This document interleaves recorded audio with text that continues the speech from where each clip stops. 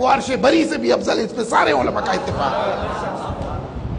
اس لیے وہ روضہ مصطفیٰ پہ حاضر ہوا کرتے تھے، ہر بار حاضری دیتے تھے۔ فرماتے ہیں لَسَفْرَةٌ إِلَى الْمَدِينَةِ أَحَبُّ إِلَيَّ مِن 100 طواف۔ اللہ اللہ ایمان تازہ ہو جائے گا۔ امام یحییٰ بن معین 233 ہجری میں امام المحدثین، 10 لاکھ حدیثوں کے حافظ، امام بخاری، امام احمد بن حنبل، ان ائمہ کے امام استاذ فرماتے ہیں مدینے کا ایک سفر میرے نزدیک 200 طوافوں سے بھی زیادہ محبوب ہے جو خانہ کعبہ کے گرد لگائے جاتے ہیں۔ آج کا کوئی آدمی کہیں گے مشرک ہو گیا ہے۔ فرماتے ہیں مدینے کا ایک حاضری لَسَفْرَةٌ إِلَى الْمَدِينَةِ أَحَبُّ إِلَيَّ مِن 100 طواف، 200 طواف، ایک طواف میں 7 پھیرے خانہ کعبہ کے گرد لگائے جاتے ہیں، 1400 پھیرے ہو گئے۔ فرماتے ہیں خانہ کعبہ کے گرد 1400 پھیرے کوئی لگائے، میرے نزدیک مصطفیٰ کی بارگاہ کی ایک حاضری اس 1400 پھیرے سے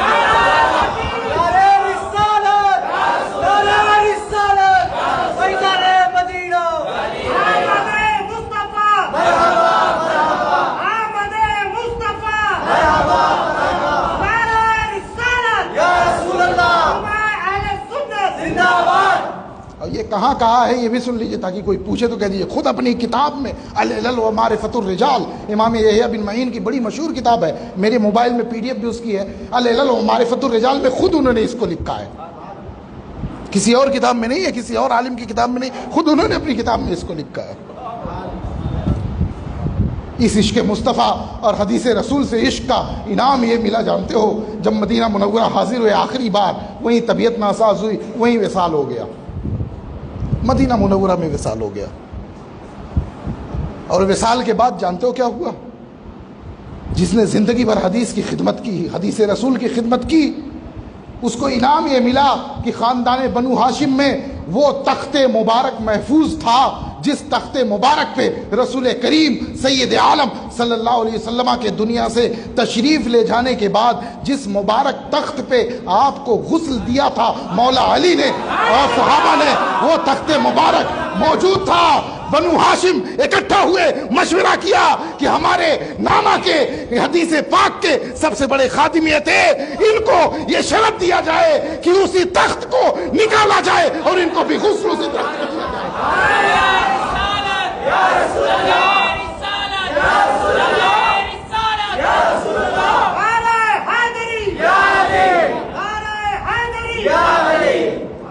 بات دوسری سمجھا رہی، وہ تخت مبارک نکالا گیا اور اسی تخت مقدس و مطہر و معمبر پہ یحییٰ بن معین کو غسل دیا گیا۔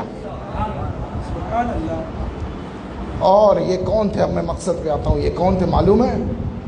امام ابو حنیفہ کے مقلد تھے، امام ابو حنیفہ کے مقلد تھے، 10 لاکھ سے زیادہ حدیثوں کا حافظ، بخاری، امام بخاری کا استاذ، امام احمد بن حنبل کا استاذ، جس کی نظر سے کوئی حدیث رسول پوشیدہ نہیں۔ فرماتے ہیں ان کا ارشاد سیر و اعلام النبلاء کے اندر، تہذیب الکمال کے اندر، یہ بڑی مشہور کتابیں اسماء الرجال کی ہیں، تہذیب الکمال کے اندر امام ابو الحجاج المزی رحمۃ اللہ تعالیٰ علیہ 742 ہجری میں ان کی وفات ہوئی ہے، ان کا یہ ارشاد نقل کرتے ہیں امام ابو حنیفہ کے تعارف میں، فرماتے ہیں ہم خدا کی بارگاہ میں جھوٹ بول کے نہیں جائیں گے۔ امام یحییٰ بن معین فرماتے ہیں جھوٹ بول کے نہیں جائیں گے، خدا کا معاملہ ہے، دین کا معاملہ ہے، ہم خدا کی بارگاہ میں جھوٹ بول کے نہیں جائیں گے۔ ہم نے امام اعظم ابو حنیفہ کی رائے کو، ان کے قول کو سچ پایا، اس لیے ان کی ہم نے تقلید کی ہے۔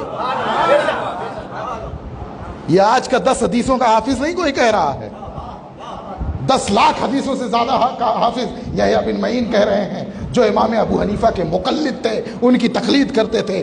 وہ جب وہ مقلد ہیں، صرف وہی نہیں مسلمانوں، ان سے بھی پہلے چلو تو امام وکی بن جراح، وہ شیخ المحدثین ہے اپنے زمانے میں، 197 ہجری میں ان کی وفات ہوئی۔ امام یحییٰ بن سعید القطان رحمۃ اللہ تعالیٰ علیہ جو 198 ہجری میں وفات ہوئی، وہ بھی شیخ المحدثین ہے، امام المحدثین ہے، ان کی وفات ہوئی۔ وہ بھی اس کے علاوہ امام سفیان بن عیینہ رحمۃ اللہ تعالیٰ علیہ جن کی 198 ہجری میں وفات ہوئی، وہ بھی اس کے علاوہ امام عبداللہ ابن مبارک جو فرماتے ہیں، جن کے بارے میں سوال ہوا تھا ایک بار کہ حضرت امیر معاویہ معاویہ افضل ہیں یا حضرت عمر بن عبدالعزیز افضل ہیں، تو انہوں نے فرمایا تھا کہ حضور کی بارگاہ میں رہ کے جہاد کرتے ہوئے معاویہ کے گھوڑے کی ناک میں جو دھول پہنچی ہے وہ دھول بھی عمر بن عبدالعزیز سے افضل ہے۔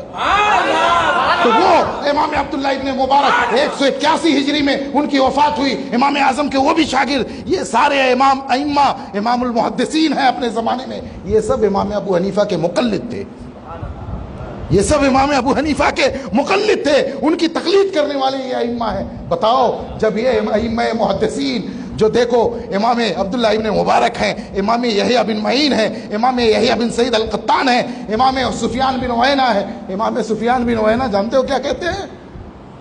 آج بہت دعویٰ کیا جاتا ہے ہم حدیث پہ عمل کریں گے، آؤ حدیث کی طرف، آؤ قرآن کی طرف، ڈائریکٹ ہم قرآن پہ عمل کریں گے۔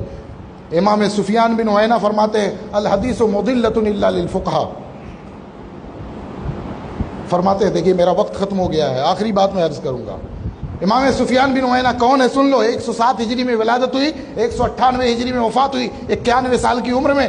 ائمہ محدثین میں جو اسماء الرجال کے ماہرین ہیں، علم جرح و تعدیل کے جو ائمہ ہیں، جو امام بخاری سے بھی پہلے کے ائمہ ہیں اور بڑے جلیل القدر ائمہ ہیں، ان میں سے ہیں۔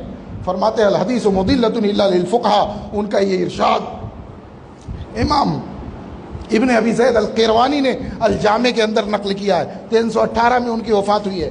امام قاضی عیاض نے جن کی 544 ہجری میں وفات ہوئی ہے، انہوں نے قاضی عیاض نے ترتیب المدارک کے اندر ان کا یہ ارشاد نقل کیا ہے، فرماتے ہیں الحدیث مضلۃ الا للفقہاء، فقہا کے علاوہ دنیا میں جتنے لوگ ہیں وہ حدیثوں کے ذریعے گمراہ ہو جائیں گے۔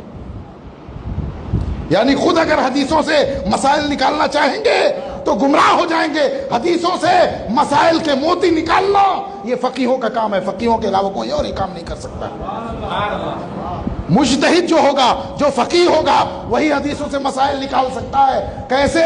جیسے قرآن کے بارے میں اللہ نے فرما دیا یضل بہ کثیرا ویہدی بہ کثیرا، اللہ اسی قرآن کے ذریعے بہتوں کو ہدایت بھی دیتا ہے اور بہتوں کو گمراہ بھی کر دیتا ہے۔ قرآن ایک ہے، ان ھذا القرآن یہدی للتی ہی اقوم، یہی قرآن سب سے سیدھے راستے کی ہدایت بھی دیتا ہے۔ لیکن اسی قرآن کے بارے میں اسی قرآن میں آیا ہوا ہے کہ اسی قرآن کے ذریعے اللہ بہتوں کو ہدایت بھی دیتا ہے اور بہتوں کو گمراہ بھی کر دیتا ہے، بہتوں کو ہدایت بھی دیتا ہے اور بہتوں کو گمراہ بھی کر دیتا ہے۔ امام ابن حجر حیثمی مکی فتاوی حدیثیہ میں فرماتے ہیں قرآن بھی وحی الہی ہے اور حدیث بھی وحی الہی ہے، جو شان قرآن کی ہے وہ شان حدیث کی ہے۔ کوئی اگر قرآن سے ڈائریکٹ قرآن سے مسائل کا استخراج کرنا چاہے گا، کسی فقیہ و مجتہد پہ بھروسہ نہیں کرے گا تو خود بھی گمراہ ہوگا۔ اسی طرح حدیث سے بھی اگر کوئی خود مسائل نکال کے عمل کرنا چاہے گا تو خود وہ گمراہ ہوگا اور دوسروں کو بھی گمراہ کر دے گا۔ اس لیے ائمہ پہ اعتماد کرو، جیسے 1000 سال 1200 سال سے امت اعتماد کر رہی ہے، آپ بھی اعتماد کرو۔ آپ سے یہ یاد رکھو 1000 سالہ تاریخ ہے، 1200 سالہ تاریخ ہے، کیا یہ مان سکتے ہو کہ امام بخاری جو خود شافعی تھے، امام بخاری اور صاحب امام بخاری شافعی تھے، یہ آپ کے لیے بھی شرف کی بات ہے۔ یہ امام بخاری امام شافعی، جانتے ہو کیسے شافعی تھے؟ امام بخاری نے فقہ سیکھی تھی، علم فقہ سیکھا تھا امام حمیدی سے، جن کی وفات 219 ہجری میں ہوئی ہے۔ امام حمیدی ان سے سیکھی، امام حمیدی کے شاگرد تھے فقہ میں، اور امام حمیدی شاگرد تھے امام محمد بن ادریس شافعی رحمۃ اللہ تعالیٰ علیہ کے۔ امام شافعی کے وہ شاگرد تھے، ایک واسطے سے امام بخاری بھی شافعی تھے۔ ائمہ محدثین پورا 600 سال تک، ہزاروں سال سے سارے محدثین مقلد، سارے فقہا مقلد، سارے اولیاء مقلد۔ خواجہ بندہ نواز آپ کے دکن میں ہیں، یوسفین رضی اللہ تعالیٰ عنہما آپ کے حیدرآباد میں ہیں، اور ائمہ کرام، اولیاء کرام، صالحین، بزرگان دین